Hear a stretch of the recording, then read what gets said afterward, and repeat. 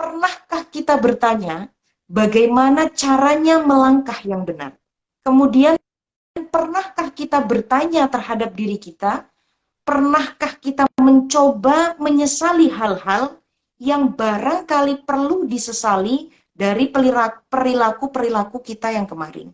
Bisakah kita menumbuhkan kerendah hatian di balik banyaknya kebanggaan-kebanggaan yang pernah kita elu-elukan 11 bulan sebelum datangnya bulan Ramadan?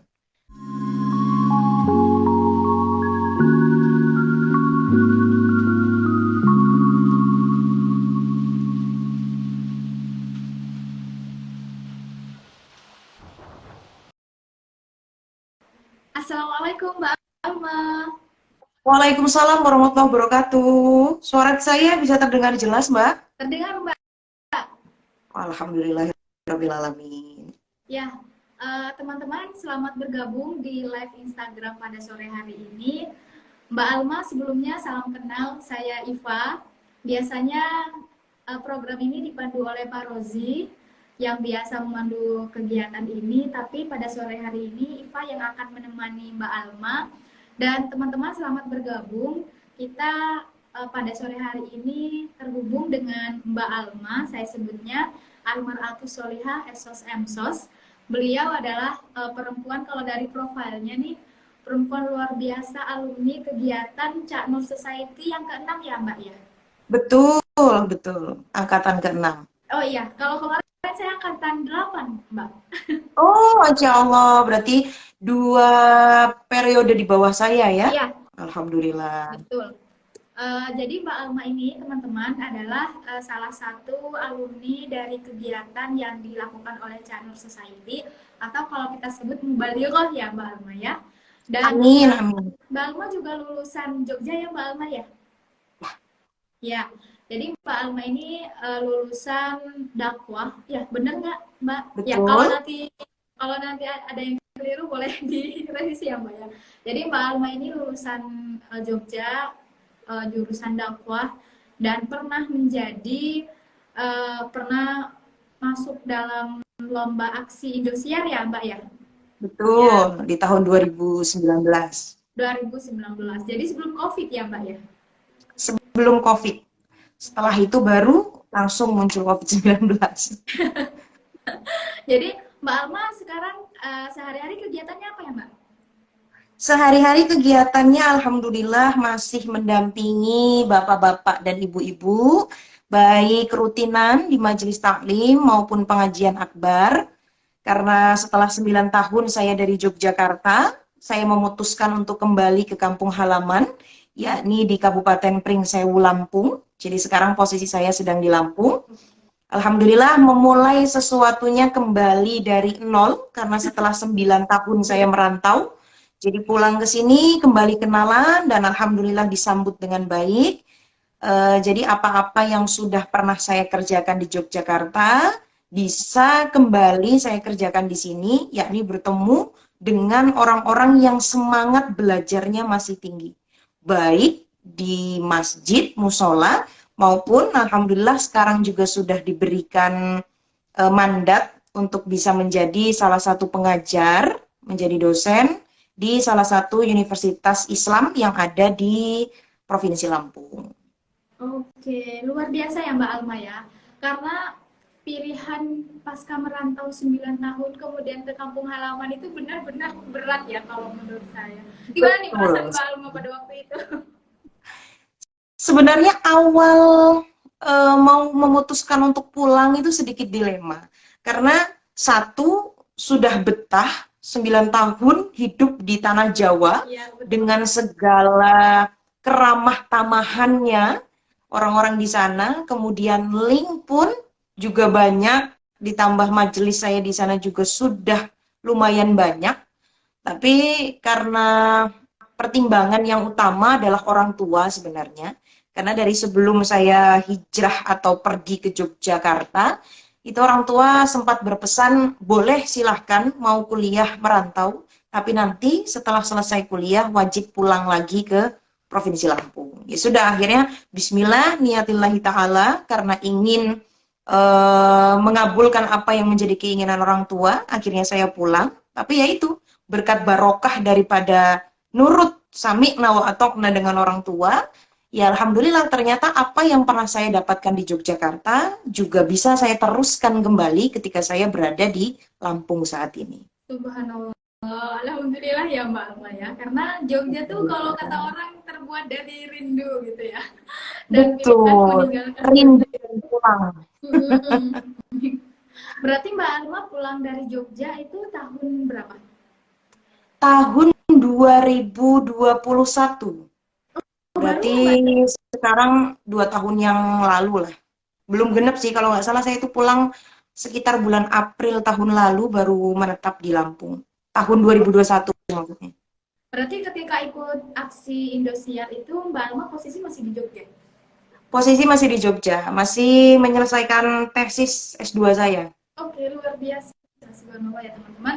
Dan pada sore hari ini Mbak Almani kita akan berbicara tentang Ramadan dan introspeksi diri. Kira-kira teman-teman selamat bergabung ya. Kalau misal nanti ada pertanyaan kepada Mbak Alma ini adalah pengajar, dosen di salah satu universitas Islam di Lampung dan juga alumni dakwah di Jogja. Mbak Alma juga alumni dari kegiatan Canur Society, kalau kita sebut Mubalillah. Dan Mbak Alma Amin. juga pernah ikut aksi di Indosiar. Dan kita akan bahas tentang Ramadan, momen introspeksi diri. Nah, Mbak Alma nih, kalau momentum Ramadan kali ini yang berbeda dari tahun sebelumnya apa nih Mbak Alma?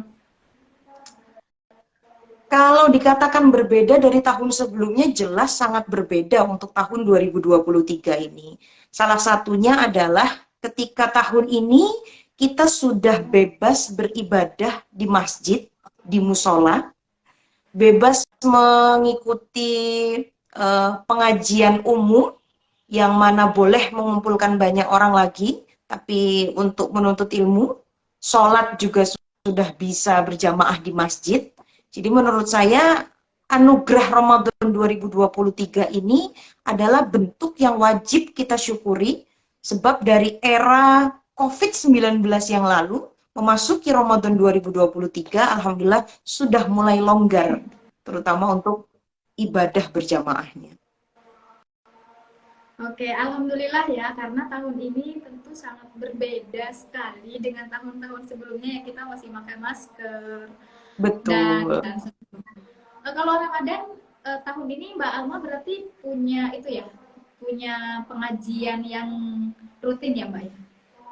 Justru kalau rutinan yang biasa saya isi di majelis taklim, kalau untuk di Lampung libur untuk bulan Ramadan. Tapi alhamdulillah di majelis-majelis yang lain yang biasanya memang dikhususkan khusus Ramadan ada majelis pengajian buka bersama gitu. 1 minggu sekali atau 1 bulan 1 kali saja.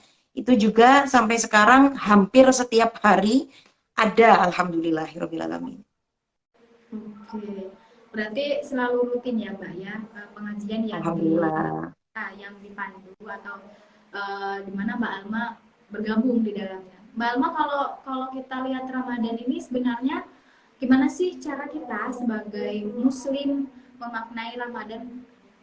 Ada nggak sih hubungan dengan kita dengan introspeksi diri gitu? Oke. Sebelumnya saya sapa dulu ya untuk teman-teman yang sudah bergabung di sini. Assalamualaikum warahmatullahi wabarakatuh. Alhamdulillahirabbil alamin. Allahumma shalli wa sallim ala sayyidina Muhammadin wa ala alihi wa ashabihi ajma'in. Amma ba'd.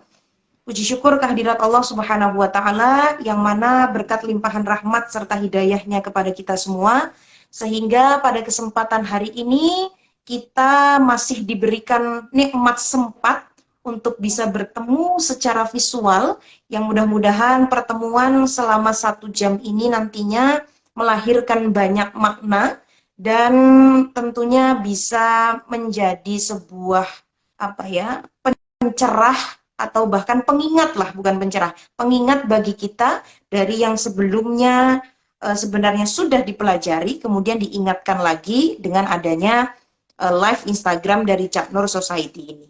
Baik, berbicara mengenai Ramadan, bulan yang penuh dengan keberkahan ini, bulan yang penuh dengan kemuliaan ini, kalau kita menelisik tentang Ramadan sebagai momentum introspeksi diri, sesuai dengan tema, maka perlulah kiranya ketika sudah memasuki bulan Ramadan ini, kita bertanya dengan diri kita beberapa pertanyaan.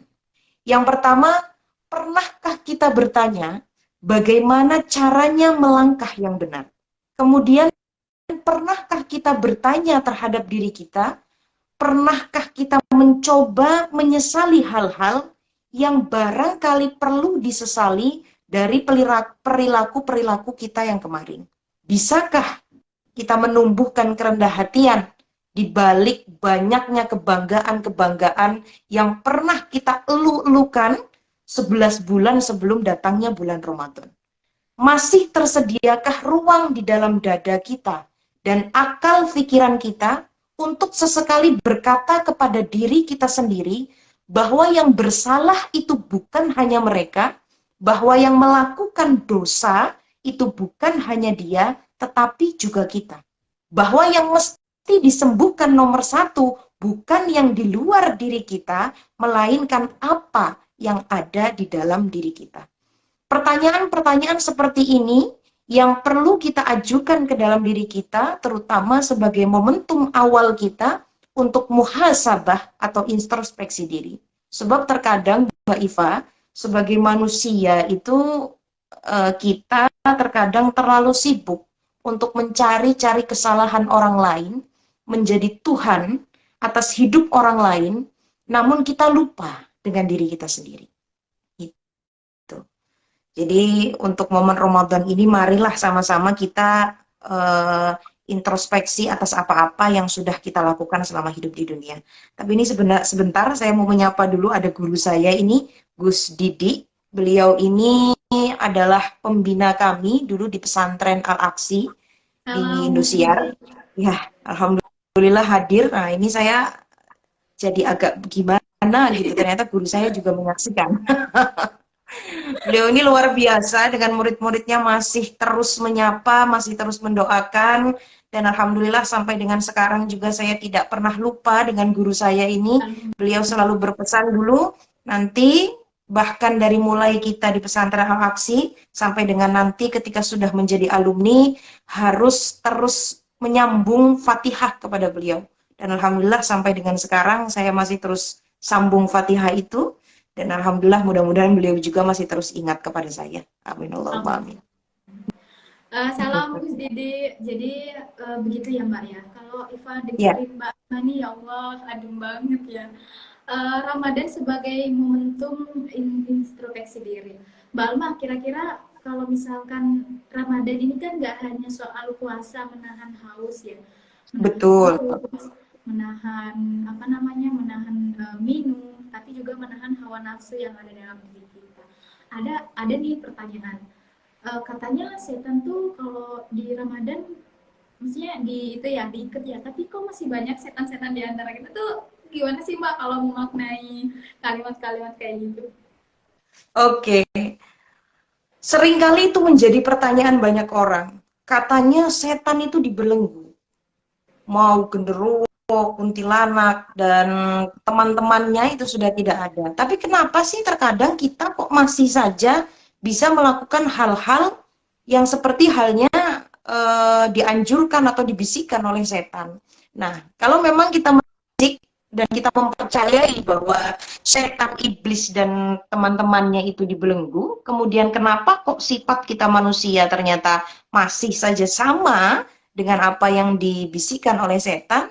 Itu barangkali setan dalam hal fisiknya tidak ada, tapi bisa jadi malah dari dalam diri kita sendiri yang memang sejatinya belum bisa untuk melepas godaan-godaan setan 11 bulan sebelum datangnya bulan Ramadan.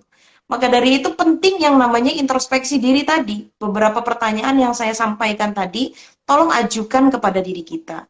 Jadikan momentum Ramadan ini sebagai bahan muhasabah, sebagai bahan introspeksi diri, mengingat kembali apa dosa-dosa yang kita lakukan. Setelah sudah ingat, kemudian kita taqarrub ilallah, mendekatkan diri kepada Allah Subhanahu wa taala, memohon ampun dengan ampunan yang sebenar-benarnya atas segala dosa-dosa yang kita lakukan. Dan satu lagi, salah satu syarat taubatan nasuha, bertaubat dengan yang sebenar-benarnya adalah orang yang berjanji terhadap dirinya sendiri, bukan hanya terhadap Tuhannya, untuk tidak mengulangi apa yang pernah ia lakukan di masa sebelumnya.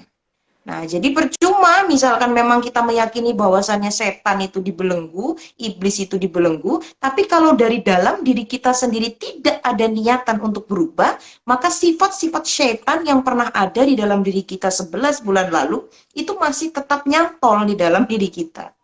Maka yuk sama-sama kita manfaatkan bulan Ramadan ini, seperti yang kita ketahui bahwasannya tujuan akhir daripada Ramadan itu bukan hanya ketupat lebaran, bukan hanya opor ayam, bukan hanya baju baru.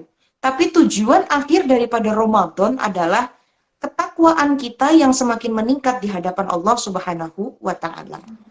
Sebab saya pernah dengar Imam Ghazali di dalam kitab Ihya Ulumuddinnya itu pernah mengatakan Rasulullah Shallallahu alaihi wasallam pernah bersabda, la yakunul abdu minal muttaqin hatta yuhasiba nafsahu asyaddu mim muhasabati syariki.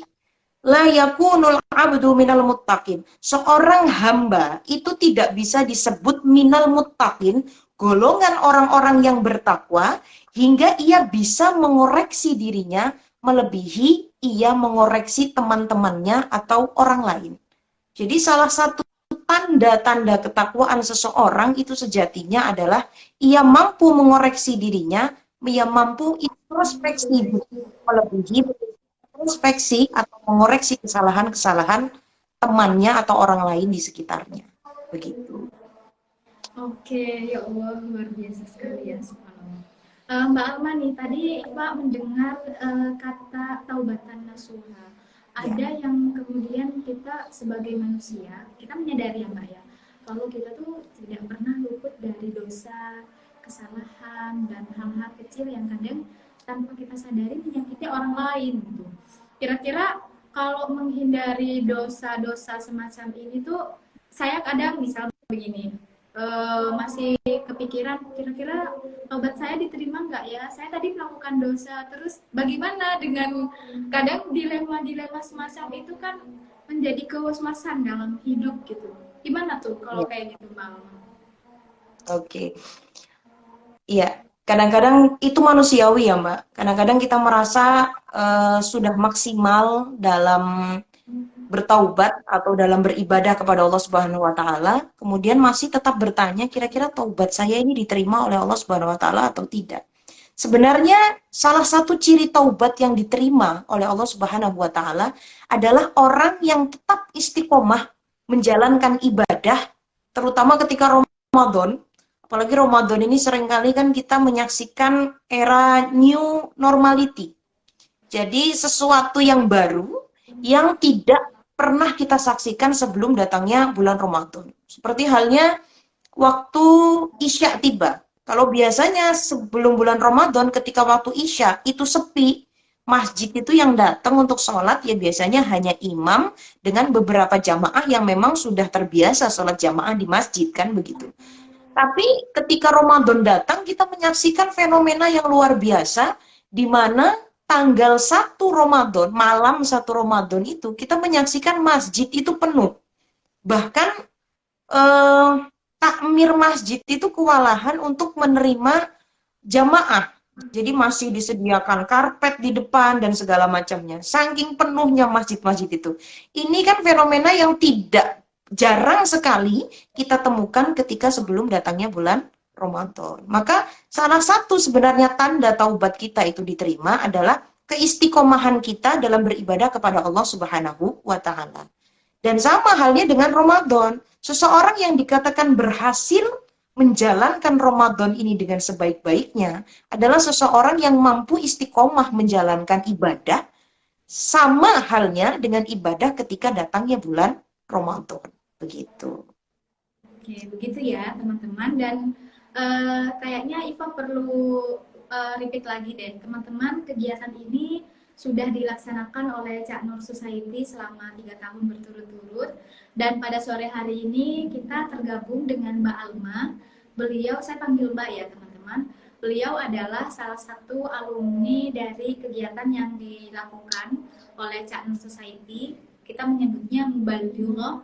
Dan Mbak Alma, sebelum saya lanjut dengan pertanyaan yang saya miliki, ada pertanyaan nih Mbak dari teman-teman. Ini sudah masuk di WA dari Zainal Munzir. Saya bacakan ya Mbak ya. Oke. Izin bertanya Kak, kenapa Ramadan begitu berbeda dengan bulan lain? Apakah karena hanya berpuasa sehingga menciptakan situasi atau kondisi yang terasa beda, atau ada hal lainnya sehingga sering jadi momentum? Nah, gimana nih Mbak soal pertanyaan Zainal Munzir? Semoga Zainal Munzir ya, apa namanya? Hadir ya. Gabung di live Instagram ya. Amin, amin. Allahumma amin. Baik, terima kasih pertanyaannya luar biasa dari Mas Zainal Munzir ini. Kalau dulu kita menelisik saat kita masih kecil, momentum Ramadan itu selalu dipahami satu, yang tadinya kita boleh makan waktunya kapanpun, tapi ketika Ramadan datang, itu nggak boleh makan ketika siang hari sampai dengan waktunya maghrib tiba. Selalu difahaminya seperti itu. Tapi ketika kita sudah dewasa, memahami Ramadan berbeda saat kita sudah dewasa. Kenapa sih Ramadan ini kok dikatakan bulan yang mulia? Bahkan bulan penuh pengampunan, bulan maghfirah, bulan di mana orang berbondong-bondong yang tadinya mungkin di bulan-bulan yang lalu jarang yang namanya membaca Quran, tapi ketika datang bulan Ramadan, justru baca Qurannya dalam sehari bisa sampai 1 juz membaca Qurannya. Ada bahkan yang dalam 10 hari pertama Ramadan itu sudah bisa khatam 30 juz dalam 10 hari. Kenapa sih kok orang berbondong-bondong menjadikan Ramadan ini sebagai momentum yang sakral, yang tadinya ibadahnya kurang, menjadi bertambah-tambah di dalam bulan Ramadan. Seperti yang kita ketahui bahwa Rasulullah Muhammad SAW mengatakan, manusia yang beribadah di bulan Ramadan, jika ibadahnya itu wajib, maka lipat ganda pahala itu bisa kita dapatkan sebanyak 70 kali lipat. Tapi ketika ibadah sunnah yang kita lakukan di bulan Ramadan, itu pahalanya sama dengan pahalanya ibadah yang wajib. Bahkan kita mengerjakan umroh di bulan Ramadan bagi yang mampu, itu Rasulullah SAW mengatakan, orang-orang yang berangkat umroh ketika bulan Ramadan, itu sama halnya dengan berhaji bersamaku. Muttafaqun alaih. Tapi bagi orang yang tidak mampu melaksanakan umroh, laksanakan saja ketika datang bulan Ramadan, dia mengerjakan sholat subuh berjamaah di masjid. Setelah selesai jamaah subuh, ia duduk dulu, tidak langsung beranjak atau pulang ke rumahnya, berzikir kepada Allah Subhanahu wa Ta'ala, sampai dengan waktu fajar tiba, sekitar 15 sampai 20 menit waktu fajar, kemudian ia berdiri, mengerjakan 2 rakaat sholat sunnah, atau yang biasa disebut dengan sholat sunnah isyraq. Nah, itu pahalanya, kalau kata Kanjeng Nabi Muhammad SAW, sama dengan umroh dan haji bersamaku. Subhanallah. Jadi banyak hal-hal atau ibadah yang kita lakukan ketika sebelum Ramadan mungkin pahalanya satu, tapi ketika kita laksanakan di dalam bulan Ramadan, ini pahalanya bisa berlipat ganda. Termasuk salah satunya membaca Quran. Yang kita ketahui kan di bulan Ramadan ini adalah bulan turunnya Al-Quran. Bahkan terdapat 1 malam yang lebih baik daripada 1000 bulan. 1000 bulan itu kalau dikalikan dengan tahun itu sama dengan 83 tahun hidup di dunia. Padahal umurnya manusia belum tentu sampai 83 tahun. Maka kenapa kok Ramadan ini berbeda dengan hari-hari sebelumnya, dengan bulan-bulan sebelumnya? Sebab di dalam Ramadan ini ada yang kita kejar, yakni malam Lailatul Qadar, malam yang lebih baik daripada 1000 bulan. Siapapun yang bisa mendapatkan malam ini, insya Allah kehidupannya bukan hanya berkah di dunia, tapi juga bisa mendapatkan keberkahan yang luar biasa di akhiratnya Allah Subhanahu wa Ta'ala. Begitu. Amin. Luar biasa ya teman-teman. Jadi ada banyak sekali perbedaan tentunya bulan Ramadan dengan bulan-bulan yang lain. Makanya orang-orang kita sebagai masyarakat muslim berbondong-bondong untuk melakukan kebaikan, memperbanyak amal ibadah, baik yang wajib ataupun yang sunnah. Kalau begitu Mbak Alma kira-kira nih, kalau misal nih Iva di Ramadan ini sering sekali baca Al-Quran misalnya. Kemudian sholat sunnah, tapi pasca Ramadan itu putus, maksudnya kembali ke setelan awal. Gimana itu bisa dikategorikan amal Iva diterima atau enggak ya Mbak ya? Oke. Masalah amal kita itu diterima atau tidak dengan Allah Subhanahu wa taala itu adalah urusannya Gusti Allah Subhanahu wa taala. Tugas kita sebagai manusia hanya sebatas menjalankan apa yang diperintahkan dan menjauhi apa yang dilarang oleh Allah Subhanahu wa taala. Jadi bagaimana caranya supaya kita ini tidak apa ya, kalau bahasanya orang Jawa itu mungmungan. Mungmungan itu mumpung-mumpungan atau hanya di waktu-waktu tertentu saja. Ketika Ramadan rajin banget, tapi setelah selesai Ramadan kok jadinya kendor karena merasa sudah udahlah pahalanya udah kembali kayak biasa nih, nggak dilipat gandakan lagi kayak Ramadan kan begitu. Iya, Maka betul. kembali kepada maka kembali kepada tema awal kita tadi, muhasabah itu penting dilakukan ketika datangnya bulan Ramadan. Muhasabah itu bukan hanya sebatas, oh ya, dulu sebelum Ramadan saya ini suka makan hak yang bukan menjadi milik saya. Sebelum Ramadan saya ini seneng yang namanya pertikaian. Kalau ada orang bertikai, bukannya mendamaikan, justru saya seneng manas-manasi. Hanya tahu dosa, tapi tidak mau memperbaiki diri. Nah, orang-orang yang kepengen istiqomah ibadah dari mulai Ramadan sampai dengan selesai Ramadan, sebab yang dikatakan orang yang mendapatkan gelar fitri, kembali kepada fitrahnya adalah orang-orang yang mampu mencapai derajat takwa, selain dari tadi mampu bermuhasabah, tapi juga orang yang bisa istiqomah. Jadi mulai dari bulan Ramadan dibiasakan saja, karena seseorang itu bisa karena biasa. Iya apa tidak? Iya, Makanya betul. ketika Ramadan itu yang tadinya kita nggak baca Quran itu males-malesan, ketika datang Ramadan kok baca Quran bisa hatam 1 juz, itu karena dipaksa. Tapi kalau sudah istiqomah dari awal 1 Ramadan, istiqomah sampai dengan di akhir Ramadan, baik Ramadan ke-29 atau Ramadan ke-30, itu kita bisa istiqomah, insya Allah setelah selesai Ramadan akan ada kegahan atau rasa di dalam diri kita ketika tidak mengerjakan itu ada yang kurang biasanya. Oh biasanya saya pas Ramadan 30 hari full atau 1 bulan full selalu sholat duha nih, 2 rakaat saja, 4 rakaat saja, atau selalu sholat tahajud. Nanti ketika selesai Ramadan, terutama tahajud ini yang sudah saya buktikan di dalam diri saya sendiri, semenjak mulai dari saya masih di pesantren sampai dengan selesai dari pesantren, itu juga dimulai dari mulai awal Ramadan. Ramadan, pokoknya Ramadan saya mau gemar sholat tahajud lah, malam harus bangun. Akhirnya ketika malam dipaksa, ngantuk, bangun, ngantuk, bangun, bangun. Tapi setelah terus menerus saya lakukan, continue hal itu saya lakukan, untuk bangun malam itu, kita tidak harus pasang alarm, bahkan alarm itu belum bunyi, kita sudah bangun sendiri. Sebab yang mengarahkan adalah Allah Subhanahu wa Ta'ala, lantaran keistiqomahan kita sebelum dari sebelum-sebelumnya begitu. Jadi yang mengarahkan adalah Allah Subhanahu wa taala. Maka kalau kepengen istiqomah, maka istiqomahkan dulu di Ramadan ini paling tidak selama 20 hari sampai 1 bulan penuh. Jika kita bisa istiqomah, insya Allah Allah yang akan mengistiqomahkan ibadah kita setelah selesai dari bulan Ramadan ini. Luar biasa. Begitu ya teman-teman, kita bisa memulai istiqomah itu di bulan Ramadan. Dan bulan Ramadan itu seperti yang sudah Mbak Alma sampaikan adalah bulan yang sangat istimewa dan luar biasa karena ada banyak keistimewaan, perbedaan, pahala yang dilipat gandakan oleh Allah Subhanahu wa taala. Mbak Alma, sebelum Iva lanjutin pertanyaan Iva, ada pertanyaan lagi nih dari teman-teman. Ini dari Oke. Dah Indriani.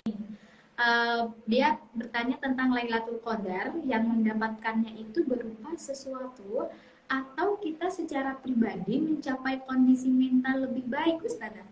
Jadi kalau Oke. misalkan pertanyaan Holidani, kalau mental kita lebih baik itu, apakah itu tanda-tanda kita mendapatkan Lailatul Qadar? Mungkin begitu ya, Mbak Alma ya. Oke. Gimana nih Mbak? Oke. Setiap manusia itu pasti selalu berkeinginan, terutama orang-orang yang beragama Islam, kita lah terutama yang menonton live ini saja, selalu berkeinginan untuk bisa mendapatkan malam Lailatul Qadar.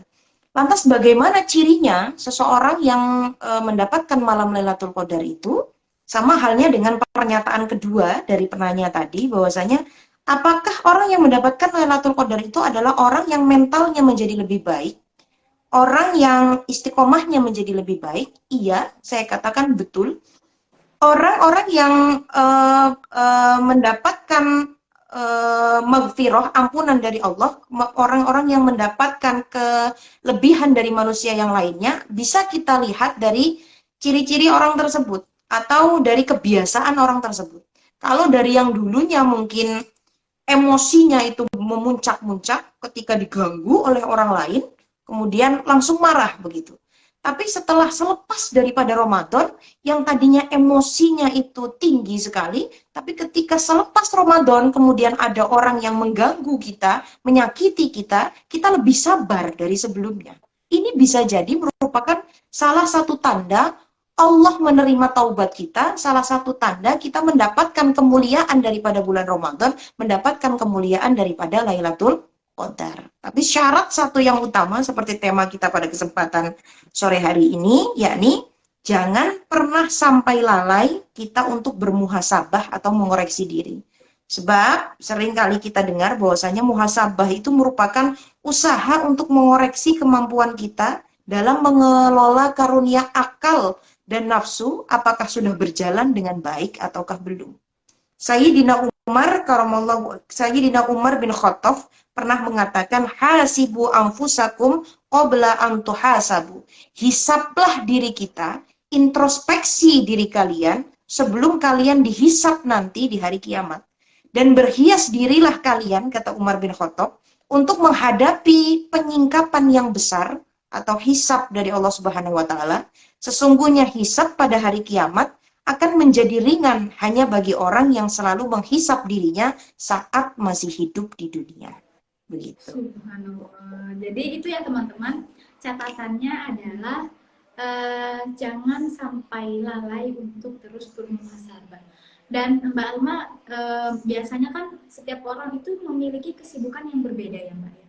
Ada orang yang memang sibuk banget karena kerja, pekerjaan, atau tanggung jawab sosial ataupun yang lain. Kira-kira ada nggak sih Mbak tips kita untuk agar diri kita itu terpacu untuk bermuhasabah gitu loh? Karena kan bermuhasabah ini kan kata Mbak Alma tadi bukan hanya persoalan mengingat kesalahan kita juga, tapi ada banyak aspek yang lebih luas. Gimana? Oke. Bagi seseorang yang sibuk, Rasulullah Shallallahu Alaihi Wasallam itu pernah mengatakan, Rasul itu memiliki waktu sibuknya sendiri dan mampu membagi waktu sibuknya itu untuk beberapa hal. Satu, waktu sibuknya Rasulullah itu dimanfaatkan untuk keluarga dan pekerjaannya. Yang kedua, waktu sibuknya dimanfaatkan untuk beribadah kepada Allah Subhanahu wa taala. Jadi bagi kita yang sibuk kesehariannya, misal kerja dari pagi, pulang malam, berangkat pagi lagi, pulang malam lagi, belum kalau lembur hampir subuh baru pulang, misalkan, apalagi sudah tutup buku kan, yang bekerja di bank misalkan atau di perusahaan-perusahaan, itu kadang-kadang susah membagi waktu, terutama memiliki banyak waktu untuk takarrub atau mendekatkan diri kepada Allah Subhanahu wa taala. Jadi satu, harus mampu membagi waktu tersebut. Dikala bekerja, dia bekerja. Tapi dikala sudah memiliki waktu luang, atau di tengah-tengah bekerja, jangan pernah melupakan ibadah kita kepada Allah Subhanahu wa ta'ala. Bagaimana caranya agar tetap bisa istiqomah dalam introspeksi diri atau muhasabah? Setidaknya kita mengetahui manfaat apa sih yang bisa kita dapatkan dari muhasabah atau introspeksi diri itu. Di sini saya bisa memberitahukan bahwasanya manfaat dari daripada introspeksi diri atau muhasabah itu setidaknya ada dua. Yang satu, kita bisa mendapatkan islah atau bahasa Indonesianya itu semangat membenahi diri agar kesalahan serupa tidak terulang lagi. Mendapatkan islah atau semangat membenahi diri. Jadi ketika nanti melakukan dosa, dia ingat, oh ini Allah nggak suka nih. Maka janganlah saya ini lagi gitu. Atau ketika ingat sama Allah, minta ampun sama Allah, dan punya semangat apa yang sudah saya kerjakan di waktu-waktu sebelumnya itu jangan sampai saya kerjakan lagi karena itu bertentangan dengan apa yang dianjurkan oleh Allah Subhanahu wa taala. Satu, kita tahu manfaat introspeksi diri. Yang pertama islah, yakni semangat membenahi diri. Yang kedua, introspeksi diri itu memiliki manfaat agar kita bisa menghindarkan diri kita dari sifat ujub, bangga diri, atau sombong.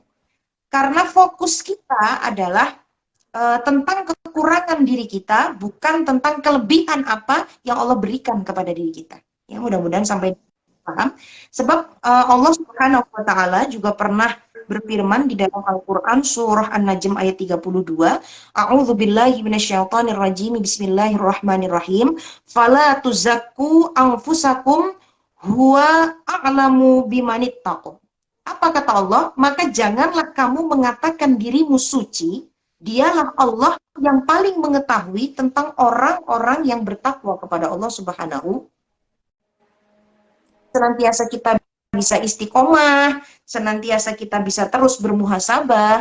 Ketahuilah dulu dua manfaat tadi. Yang pertama, kita mendapatkan islah, semangat untuk membenahi diri. Yang kedua, introspeksi bisa menghindarkan kita dari sifat ujub atau bangga diri, atau dari sifat yang sombong. Sejati yang mengetahui kita bertakwa atau tidak, kita suci atau tidak, itu hanyalah Allah Subhanahu wa ta'ala.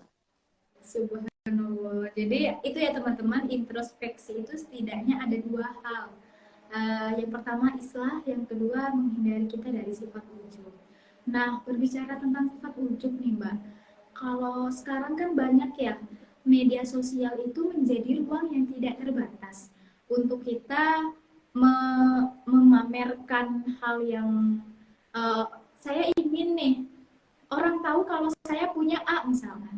Saya ingin orang lain tahu kalau saya punya barang ini A, B, C sampai Z. Kira-kira itu juga masuk apa namanya?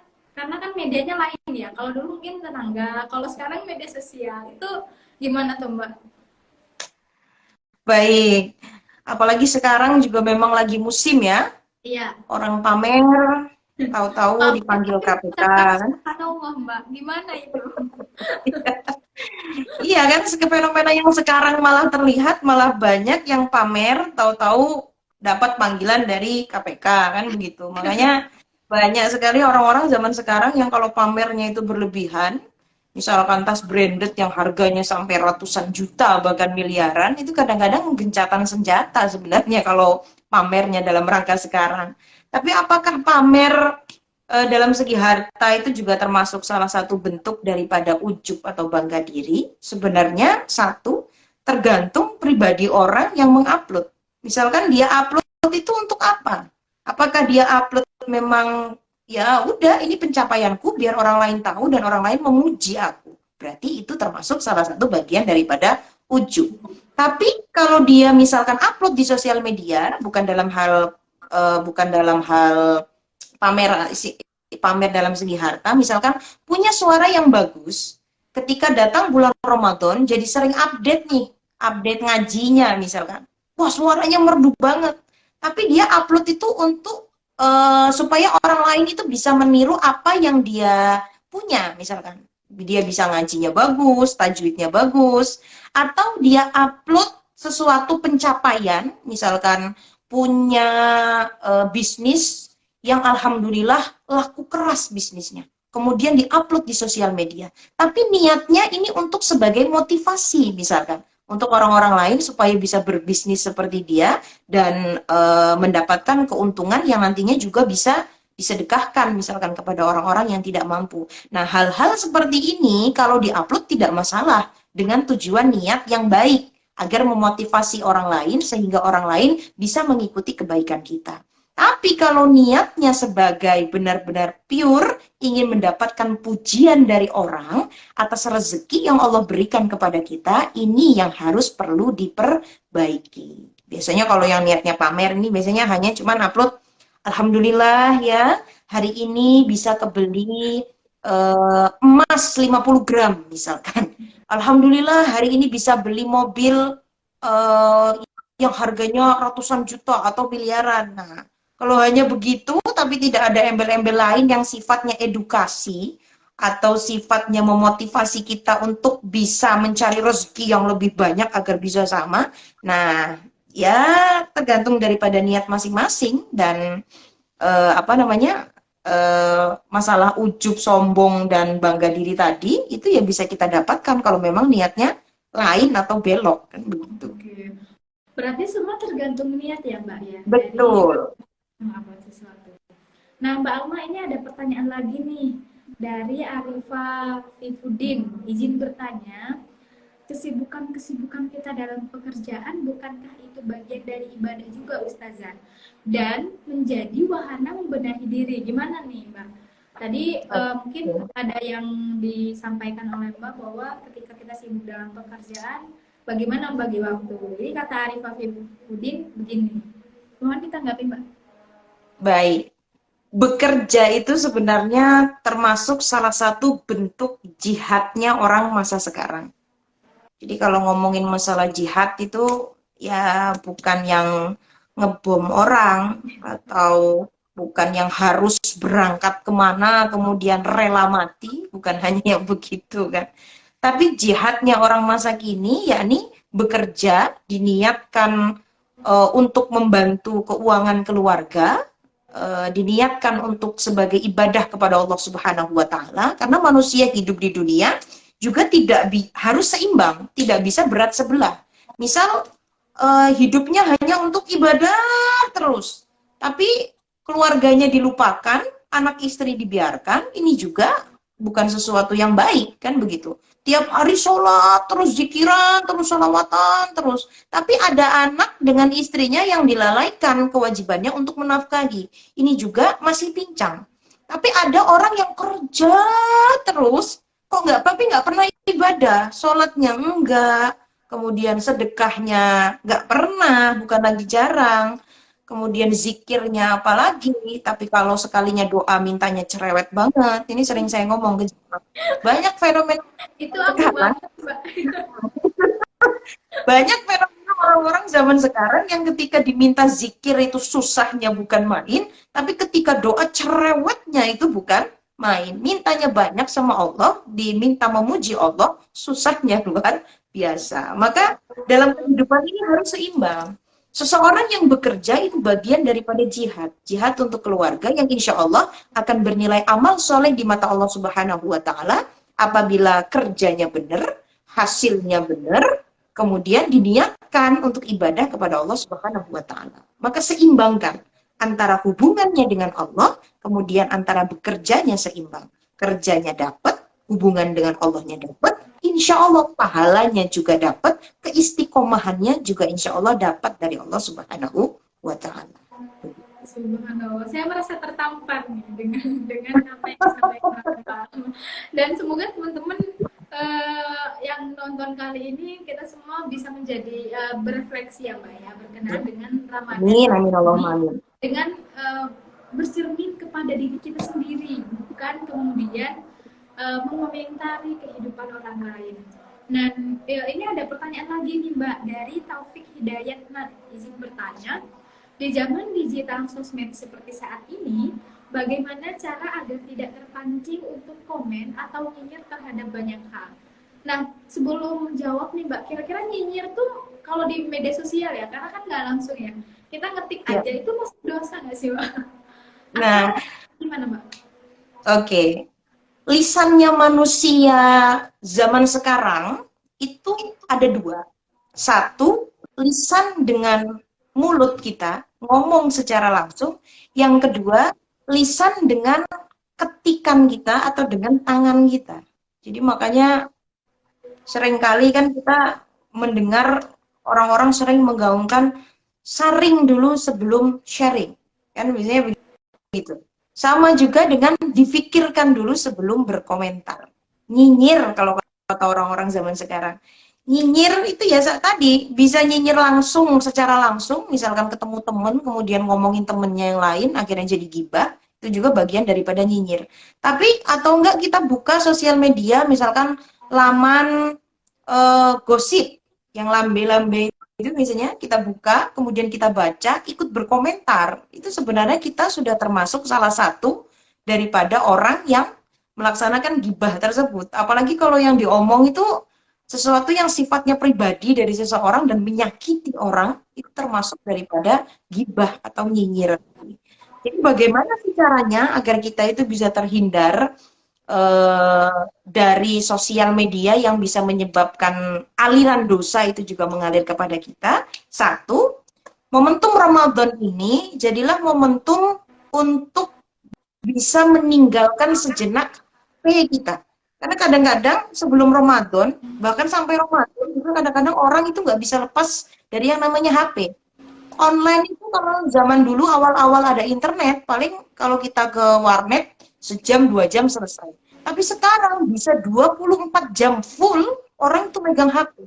Bahkan bangun dari tidur yang dicari itu bukan air untuk minum atau untuk cuci muka, tapi yang dicari pertama kali adalah HP-nya. Iya, Pak ya? Iya, Begitu. betul. Maka dari Aku banget nih, Mbak. Nah, ya itu sering kali dihadapi bukan hanya Mbak Iva saja, bahkan kadang-kadang saya pribadi pun juga begitu. Nah, makanya jadikanlah Ramadan ini sebagai ajang kita untuk meninggalkan sejenak si makhluk kotak ini dengan mengisinya dengan hal-hal yang bermanfaat. Maka dari itu pernah juga dikatakan oleh salah satu syekh, namanya Syekh Abu Bakar Al-Jazairi, di dalam kitab Minhajul Muslim halaman 234 sampai dengan 235, mohon koreksi kalau salah. Ketika Ramadan ini banyak sekali amalan-amalan terbaik yang bisa kita lakukan. Salah satunya sedekah, salah duanya qiyamul lail, menghidupkan malam-malam Ramadan, salah tiganya tilawatil Quran, membaca Al-Quran, yang keempat i'tikaf, dan yang kelima adalah umroh apabila mampu. Jadi 5 hal itu saja ketika kita kerjakan di dalam 1 minggu atau dalam 1 hari, itu kok dipraktekkan semua, kecuali yang terakhir mungkin umroh ya, karena tidak semua orang bisa umroh ketika datang bulan Ramadan. 4 atau 3 saja, qiyamul lail, tilawatil Quran, kemudian i'tikaf. Ini jika dilakukan dalam sehari, insya Allah akan membatasi kita dari keinginan untuk nengok HP terus. Iya, Pak ya? Karena kita sudah disibukkan dengan kesibukan-kesibukan yang dianjurkan oleh Allah Subhanahu wa taala. Baca Quran itu kalau kita mau hatam 1 juz yang dari sebelumnya mungkin jarang baca Quran sekali duduk, 1 juz itu bisa 15 sampai dengan 20 menit. Kalau dibacanya santai, kemudian difahami, atau benar-benar kalau mau sampai dibaca artinya, difahami sampai meresapi, itu bisa 30 menit sampai dengan 1 jam. Kalau kita benar-benar mau mempelajari Al-Quran itu dengan sebaik-baiknya. Maka caranya bagaimana supaya kita itu tidak terus berfokus kepada sosial media, kepada akun-akun gosip, ya tadi itu, tinggalkanlah dulu sejenak, lakukanlah kegiatan yang bermanfaat. Bahkan Rasul mengatakan, tidurnya orang yang berpuasa itu sama dengan hal ibadah. Tapi bukan berarti kita puasa kemudian tidur terus dari pagi habis subuh tidur, siang habis zuhur tidur lagi, atau enggak yang kerja dari habis subuh tidur, bangun berangkat kerja, kemudian siang sholat zuhur tidur, ya alhamdulillah. Tapi nanti bangun lagi asar, setelah asar tidur lagi sampai maghrib, kan begitu? Bukan berarti begitu. Oh, katanya tidur itu orang berpuasa ibadah. Berarti kalau tidur terus ya nggak apa-apa dong. Bukan begitu.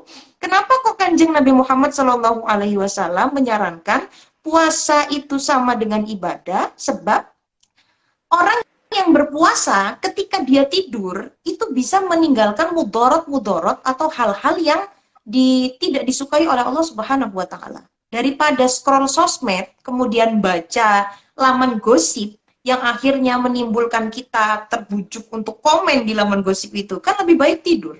Atau daripada kita datang ke rumah tetangga, kemudian nggak ada makanan sebab lagi puasa, tapi malah menggunjing tetangga kita yang lainnya, lebih baik tidur. Maka dari itu tidur dikatakan ibadah itu ya dengan itu. Daripada melakukan sesuatu yang tercela, lebih baik tidur. Tapi bukan berarti ketika Ramadan dari bangun tidur, kemudian sahur terus tidur dari pagi sampai sore. Bukan begitu, sayang dong ininya. Apa namanya? Ramadannya sayang puasanya. Mending untuk melakukan hal-hal kebaikan. Begitu, kurang lebih Mbak. Ini daging banget ya apa yang disampaikan oleh Mbak Alma ini dari awal sampai sekarang. Teman-teman, saya ucapkan lagi selamat bergabung di acara program Ramadan yang sudah dilaksanakan oleh Cak Nur Society selama 3 tahun berjalan. Dan program ini sebenarnya bertujuan untuk memberikan ruang positif selama Ramadan dan bisa mengaitkan bagaimana sih cara berislam yang terbuka, beragama secara inklusif, dan menghargai yang lain sebagaimana spirit beragama yang dibawa oleh Cak Nur. Dan semoga kita mendapatkan keberkahan pada bulan Ramadan. Dan Amin. kita berbincang dengan Mbak Alma. Beliau dari tadi kalau seluruh penyampaiannya itu menampar saya sekali sebagai anak muda, sebagai umat muslim yang barangkali sering lupa untuk berintrospeksi diri dan bermuhasabah, melihat bagaimana secara mendalam diri kita sebagai manusia. Dan ini pertanyaan lagi, Mbak, kira-kira gimana sih cara kita untuk bermuhasabah? Maksudnya kita nggak punya kesibukan, tapi kadang kita untuk terus bermuhasabah, apalagi di bulan Ramadan, sehingga memaknai bulan Ramadan hanya sekedar bulan yang ya sudah puasa, mengaji, beribadahnya ditingkatkan dan hanya sebatas apa namanya eksistensional aja gitu. Gimana, Bang? Oke. Seperti yang saya katakan di awal tadi, cara yang pertama, kalau kita pengen bermuhasabah diri, kita pengen introspeksi diri kita, yang pertama, tanya dulu sih, sebenarnya apa sih kesalahan-kesalahan yang pernah kita lakukan selama 11 bulan sebelum datangnya bulan Ramadan. Kemudian kesalahan-kesalahan itu coba kita catat. Karena terkadang saking baiknya Allah Subhanahu wa Ta'ala terhadap hambanya, berkali-kali hambanya melakukan perbuatan dosa, berkali-kali itu pula ketika hambanya memohon ampun kepada Allah, Allah pasti mengampuni. Bahkan ada yang berkali-kali berbuat dosa, tapi tetap aibnya itu Allah simpan, hanya Allah yang mengetahui dan pribadi yang berbuat dosa itu. Maka terkadang dosa itu yang tahu ya kita sendiri, kalau belum terbuka di muka publik kan.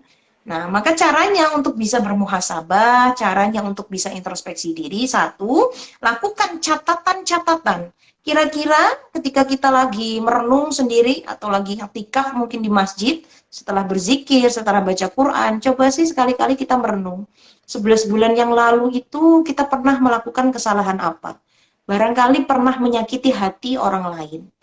Nah, kita catat kesalahan-kesalahan itu, setelah kita catat, kita introspeksi, kemudian kita lakukan sedikit demi sedikit perubahan dari yang tadinya mungkin, saya ini 11 bulan yang lalu kerjaannya ngomongin orang terus nih gitu. Atau 11 bulan yang lalu kerjaan saya ini nyari musuh terus. Bahkan nyari musuhnya itu bukan hanya secara langsung di sosial media, cari musuh. Kadang-kadang apalagi orang-orang yang baru belajar atau anak-anak muda yang misalkan semangat diskusinya atau semangat berdebatnya itu masih tinggi, terkadang kalau tidak diarahkan, itu terkadang memanfaatkan laman sosial medianya itu malah justru untuk berdiskusi yang sebenarnya tidak ada ujungnya, tidak ada penyelesaiannya, kan begitu. Jadi kesalahan-kesalahan itu tolong kita catat, kemudian setelah kita catat, kita cari solusinya, bagaimana caranya untuk bisa memperbaiki kesalahan-kesalahan yang sudah kita lakukan selama 11 bulan sebelum datangnya bulan Ramadan. Setelah kita tahu kesalahan kita itu, maka mulailah kita memohon ampun kepada Allah Subhanahu wa Ta'ala, mendekatkan diri kita kepada Allah Subhanahu wa Ta'ala, dan satu, yang jangan pernah sampai kita lupa. Eh, Minta sama Allah, kalau misalkan bahasa Arab susah banget, bahasa Indonesia saja. Ya Allah, ya Tuhanku, tolong istiqomahkan aku dalam mengintrospeksi diriku sendiri. Tolong istiqomahkan aku untuk mengetahui kesalahan-kesalahan yang aku lakukan. Dan kemudian tolong beritahu aku bagaimana caranya agar saya bisa memperbaiki apa-apa yang salah dalam diri kita.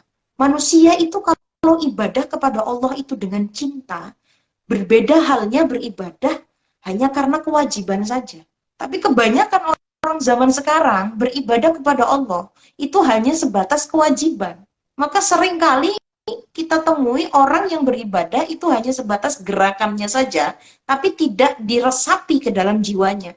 Bahwa saya itu ibadah karena cinta. Makanya dulu sahabat Rabi'ah al-Adawiyah, salah satu tokoh sufi perempuan yang tidak menikah sampai dengan akhir hayatnya, itu saking tidak sukanya dengan sifat manusia yang beribadah itu karena kewajiban, karena takut masuk neraka, bahkan sampai ingin menyiram yang namanya surga, itu yang namanya neraka, agar neraka itu tidak panas. Sehingga orang itu beribadah itu bukan karena takut masuk neraka, tapi beribadah lantaran cinta kita kepada Allah Subhanahu wa Ta'ala. Ini yang perlu menjadi introspeksi atau muhasabah kita.